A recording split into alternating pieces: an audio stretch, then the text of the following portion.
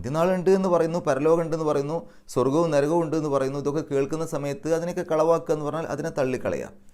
അതൊന്നും ഇല്ല എന്നുള്ള രൂപത്തിൽ പറയുകയും പ്രവർത്തിക്കുകയും ചെയ്യാം. അതിനെതിരെ നിൽക്കുക, ആ ആശയം അംഗീകരിക്കാതിരിക്കുക, ആ ആദർശം സ്വീകരിക്കാതിരിക്കുക, അതാണ് അതിനെ കളവാക്കുക എന്ന് പറഞ്ഞാൽ. ഇന്നത്തെ കാലത്ത് ഇതൊക്കെ ഉണ്ട് എന്നറിഞ്ഞിട്ടുള്ള ആളുകൾ പോലും അതിനെ കളവാക്കി ജീവിക്കുന്നവരുണ്ട്.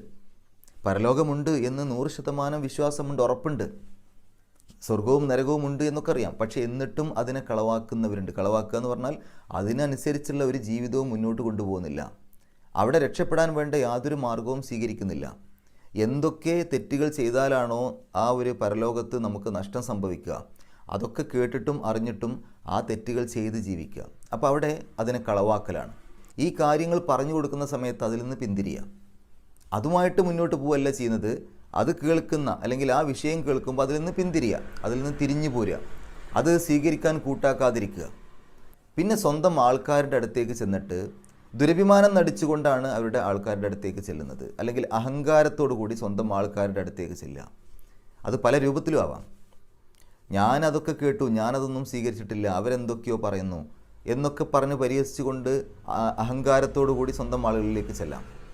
ഞാനതൊന്നും സ്വീകരിക്കാത്തവനാണ്, ഞാനാണ് ഏറ്റവും കേമൻ എന്ന രൂപത്തിൽ അഹങ്കരിച്ചുകൊണ്ട് ചെല്ലാം. ഇനി അവരുടെ ആൾക്കാരിലേക്ക്, ആ തെറ്റ് ചെയ്യുന്ന ആ കൂട്ടത്തിലേക്ക് ചെല്ലുക എന്നുള്ള രൂപത്തിലും ആവാം, അവരുടെ സ്വന്തം കുടുംബത്തിലേക്ക് കയറി ചെല്ലുക എന്നുള്ള രൂപത്തിലുമാവാം. എന്തായാലും അവിശ്വാസികളുടെ അടുത്തേക്കാണ് ചെല്ലുന്നത്. അത് അവരുടെ സ്വന്തം കുടുംബമാണെങ്കിലും അല്ലെങ്കിൽ അവരുടെ ആ ഒരു കൂട്ടുകെട്ടാണെങ്കിലും ശരി, ആ വിശ്വാസം വെച്ച് പുലർത്തുന്ന അത്തരം ആളുകളുടെ അടുത്തേക്ക് ചെന്നിട്ട് ഞാനതൊന്നും സ്വീകരിച്ചില്ല എന്ന് ഭയങ്കര വലിയ അഹങ്കാരത്തോടു കൂടെ, എന്നോട് അതൊക്കെ പറഞ്ഞു, ഞാനതൊക്കെ തള്ളിക്കളഞ്ഞു, ഞാനതൊക്കെ പരിഹസിച്ചു വിട്ടു എന്ന രൂപത്തിൽ അവരുടെ സ്വന്തം ആളുകളുടെ അടുത്തേക്ക് കയറി ചെല്ലുക. വെളിച്ചത്തിലേക്ക് അള്ളാഹുവിൻ്റെ റസൂൽ സല്ലല്ലാഹു അലൈഹി വസല്ലമ വിളിക്കുമ്പോൾ ആ വെളിച്ചത്തിലേക്ക് വരുന്നില്ല എന്ന് മാത്രമല്ല, അതിനെ ധിക്കരിക്കുകയും എതിർക്കുകയും അതിൽ നിന്ന് പിന്തിരിഞ്ഞ് പിന്നീട് അവർ പോകുന്നത് ഇരുട്ടിലേക്കാണ്. എന്ന് പറഞ്ഞാൽ അവരുടെ സ്വന്തം ആളുകൾ എന്ന് പറയുമ്പോൾ അവിടെ അവർക്ക് ഇരുട്ടാണ്, അല്ലെങ്കിൽ അവിശ്വാസമാണ്, തെറ്റായ ജീവിത രീതിയാണ്.